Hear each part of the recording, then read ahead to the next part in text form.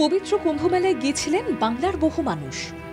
মোক্ষলাভের আশায় তারা প্রয়াগরাজে যান, কিন্তু পুণ্যার্থীরা যাকে স্বর্গ বলে মনে করেন সেই প্রয়াগ থেকে অনেকেই আর ফিরে আসতে পারেননি। মহাকুম্ভের মেলায় গিয়ে তারা মৃত্যুপথযাত্রী হয়ে উঠেছেন। কলকাতার বিজয়গড়ের অশ্বিনী পোদ্দারের মতোই প্রাণ দিতে হয়েছে শালবনীর উর্মিলা ভূঁইয়া ও পশ্চিম বর্ধমানের বিনোদ রুই দাসকে। কেন্দাফাড়ি এলাকায় বাড়ি বিনোদ রুই দাসের। তার অকাল মৃত্যুতে শোকমগ্ন স্বজনহারা মানুষরা। জামুরিয়ার বিধায়ক হরিরাম সিং পাশে থাকার আশ্বাস দেন।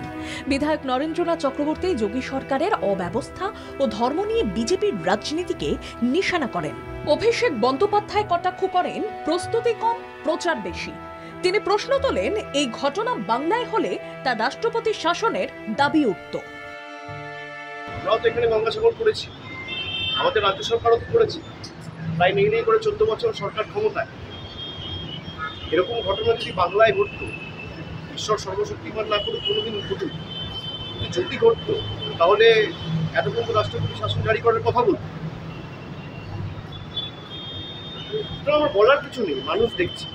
যোগী গভর্নমেন্ট তারা ব্যর্থ, তাদের এত বড় মেলা করে সারা ভারতবর্ষের মানুষকে ডেকে মানুষকে মৃত্যুর মুখে ঠেলে দিয়েছে। এটা শতাব্দীর লজ্জা। আমরা চাইছি এর বিচার, চাইছি মানুষের বিচার করুক। এটা government failure government.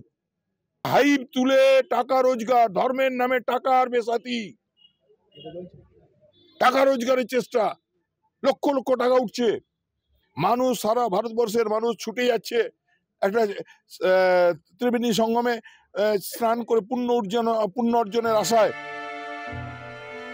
Uttar Pradesh police ময়নাতদন্তের রিপোর্ট দেয়নি বলে অভিযোগ, ডেথ সার্টিফিকেটও মেলেনি। नहीं देता है, तो यहाँ जानकारी नहीं है।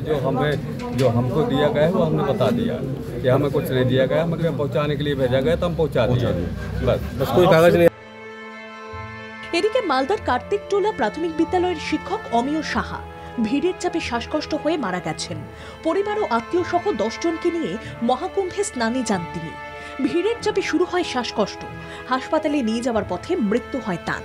শুক্রবার দেহ ফিরেছে মালদার বাড়িতে। শোকের ছায়া গ্রাম জুড়ে। ঠিক নেই, সব সিস্টেম ভুল। এবার ওই ঠেলাঠেলির জন্য ও ওখান থেকেই পুরো একদম শেষ, চলতে পারছিল না, ওখানেই শেষ হয়ে গেছিল। তারপরে ওখান থেকে ওকে গাড়িতে নিয়ে এলাম, গাড়িতে এসে হসপিটাল নিয়ে যাচ্ছি, সমস্যা ডেট। এবার ওখান থেকে ওই হসপিটাল থেকে বেরিয়ে অন্য হসপিটাল গেলাম, ওখানেও বললো ডেট, আপনারা বেরিয়ে যান এখান থেকে। তারপরে আমরা চলে এলাম। অমৃতকুম্ভের সন্ধানে গিয়ে কেউ ফিরেছেন খালি হাতে, কেউ ফিরেছেন কোনো মতে প্রাণ নিয়ে। তেমনি ভয়াবহ অভিজ্ঞতা নিয়ে ফিরলেন উত্তর 24 পরগনার গাইঘাটার কয়েকজন পুণ্যার্থী।